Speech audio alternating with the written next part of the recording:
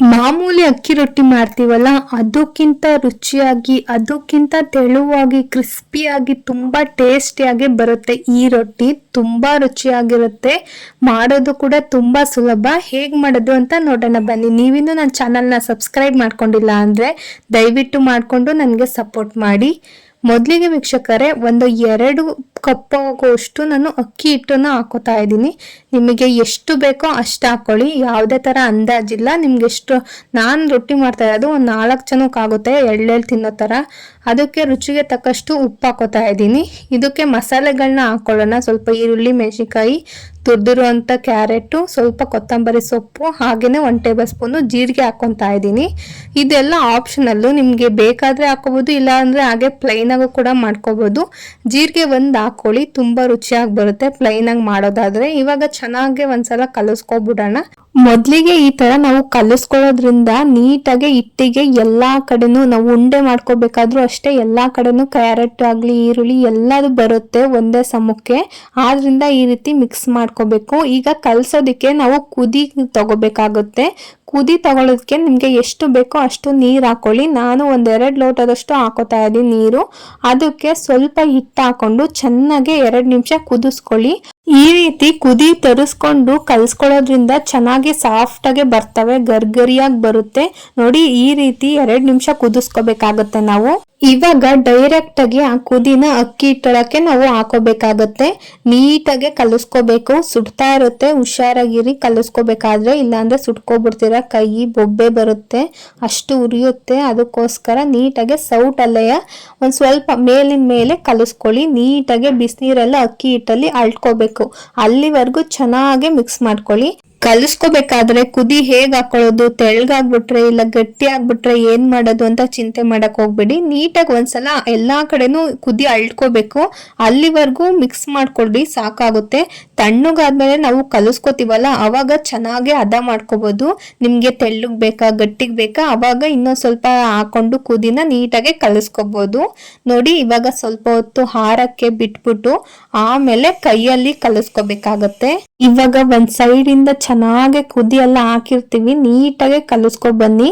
Extra ನೀರನ್ನ ಇವಾಗ ಹಾಕೋದಿಕ್ ಹೋಗ್ಬೇಡಿ, ಸ್ವಲ್ಪ ಸುಡ್ತಾ ಇರುತ್ತೆ, ನೋಡ್ಕೊಂಡು ಕಲಿಸ್ಕೋಬೇಕಾಗುತ್ತೆ. ನೋಡಿ, ತುಂಬಾ ಸುಡ್ತಾ ಇದೆ. ನಾನು ಕಲಿಸ್ಕೋಬೇಕಾದ್ರೆ ನಿಮಗೆ ಮುಟ್ಟೋದಿಕ್ಕೆ ಆಗೋದಿಲ್ಲ ಬಿಸಿ ಅನ್ನೋದಾದ್ರೆ ಸ್ವಲ್ಪ ತಣ್ಣೀರ್ ಹಾಕೊಂಡು ಕಲಿಸ್ಕೊಳ್ಳಿ. ಇಲ್ಲ ಅಂತಂದ್ರೆ 1/4 ಗಂಟೆ ಬಿಟ್ಬಿಟ್ಟು ಕಲಿಸ್ಕೊಳ್ಳಿ, ಅಷ್ಟೊತ್ತಿಗೆ ತಣ್ಣಗಾಗಿರುತ್ತೆ. ನಾನ್ ಕಲಿಸ್ಬೇಕಾದ್ರೆ ತುಂಬಾ ಬಿಸಿ ಇತ್ತು, ಅದನ್ನು ಕಲಿಸ್ಕೊತಾ ಇದ್ದೀನಿ. ಅದು ಬಿಸಿ ಇರ್ಬೇಕಾದ್ರೆ ಕಲಿಸ್ಕೊಂಡ್ರೆ ತುಂಬಾ ಗರ್ಗರಿಯಾಗಿ ಪೇಪರ್ ತರ ಬರುತ್ತೆ, ಅಷ್ಟು ರುಚಿಯಾಗಿ ಬರುತ್ತೆ. ಅದಕ್ಕೋಸ್ಕರ ಬಿಸಿ ಇದ್ದಾಗಲೇ ನೀವು ಕಲಿಸ್ಕೋಬೇಕು.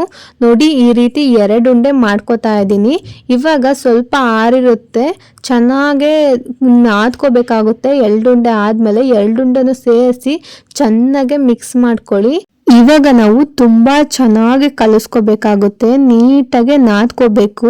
ಇವಾಗ ನಾವು ಎಷ್ಟು ಚೆನ್ನಾಗಿ ಕಲಿಸ್ಕೋತೀವೋ ಅಷ್ಟು ಚೆನ್ನಾಗಿ ತೊಟ್ಕೋಬಹುದು, ಸಾಫ್ಟ್ ಆಗಿ ಬರುತ್ತೆ, ಹಾಗೇನೆ ಕ್ರಿಸ್ಪಿಯಾಗಿ ಬರುತ್ತೆ.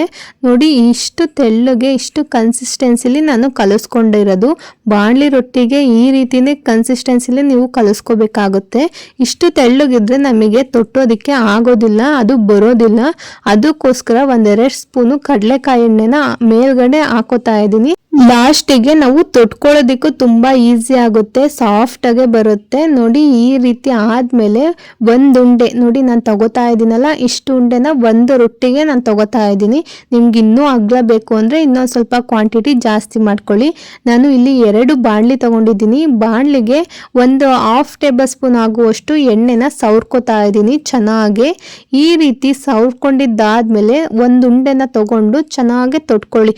ನಿಮ್ಗೆ ಎಷ್ಟು ತೆಳ್ಳ ಬೇಕೋ ಅಷ್ಟು ತೆಳ್ಳವಾಗಿ ತೊಟ್ಕೊಳ್ಳಿ. ನಿಮ್ಗೆ ಯಾವ ರೀತಿ ನೀವು ತೆಳ್ಳವಾಗಿ ತೊಟ್ಕೊಂಡ್ರೂ ಚೆನ್ನಾಗಿ ಬರುತ್ತೆ. ಯಾವುದೇ ತರ ಕಿತ್ತೋಗೋದಾಗ್ಲಿ ಏನೂ ಆಗೋದಿಲ್ಲ.